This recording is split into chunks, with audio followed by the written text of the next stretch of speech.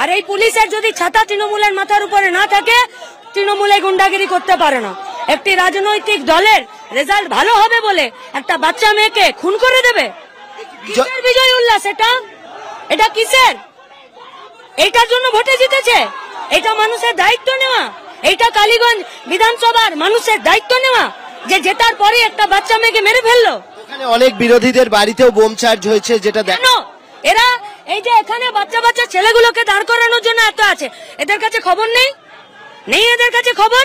তাহলে এরা পুরোটা একদম অপদার্থ, শুধুমাত্র সরকারের মাথায় গুন্ডাদের মাথায় ছাতা ধরার জন্য আছে।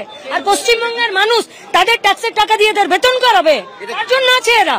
মূল গোটা পশ্চিমবঙ্গে যে গুন্ডাগিরি করে তা ডেডিকেটেডলি করে, এবং পুলিশ এবং রাজ্যের সরকার তাদের মাথায় ছাতা ধরে আছে। এই তো পুলিশ। হাতে কি হলো আপনার? হাত? এই তো পুলিশ, এই তো পুলিশ, এই তো পুলিশ, এই তো পুলিশ। আমরা কি পুলিশ কি হাতে লেগে গেছে আপনার? কাদেরকে ঢুকিয়ে রাখছে দেখুন না, সিভিক আছে না পুলিশ আছে, কে আছে? কমপ্লেন করাচ্ছেন? স্লোগান।